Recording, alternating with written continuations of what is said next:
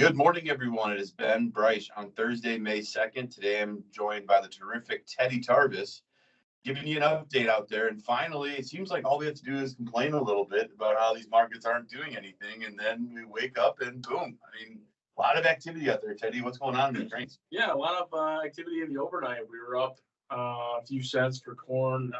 Soybeans had a really good overnight. So I think you could say for the wheat that a lot of traders were expecting a good export sales report. So that came out. It was kind of lackluster there, but I think the main influence here that this pop is seeing is just planting delays all over the Midwest. So we are ahead of pace. We're actually at a record pace for planting, but I think this is gonna. I think a lot of people are expecting this to set farmers back. So yeah, some of those rain forecasts that we got last night had quite a bit of rain, and guys are excited. They are getting it out there. They are getting it in the ground, like you said, but we need to keep that up. It's so early on. We're only in the beginning month of May. So does that continue? Hopefully. And on the other side of it too, we are higher. We have been holding the strength so far today. But we went to resistance. I moved to resistance this morning and we're kind of losing a little bit there. So while it is exciting, while we are up, we kind of got to some price levels that we need to be keeping an eye on. And if we can close above them, that's great. That may show signs of continued strength.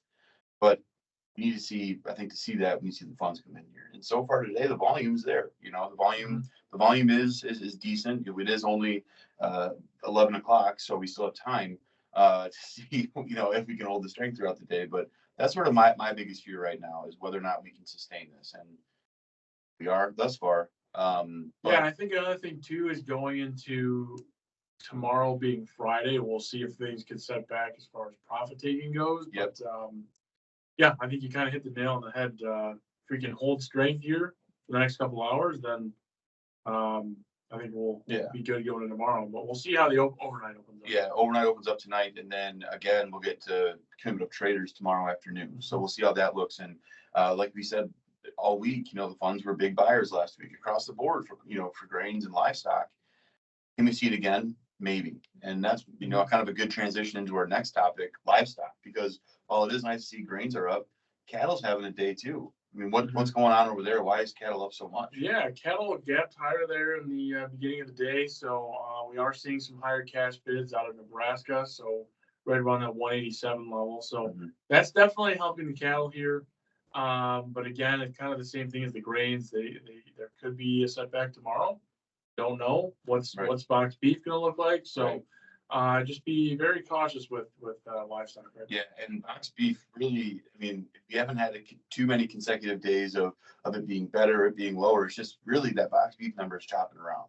Yeah, continues to chop around. I think we hit new lows the other day. So again, just be very cautious with cattle. Even though they're up a few bucks today, they could easily just give that all back tomorrow. Are you seeing anything with cattle? A lot of talk about the bird flu and maybe how that demand for the cattle might shift from cattle to hogs. Are we seeing that right now? Because hogs can't seem to find their footing either right now. And they had a pretty tough day yesterday. And so far today, they're kind of in that middle ground too. Are we seeing anything that has to do with bird flu that is affecting livestock?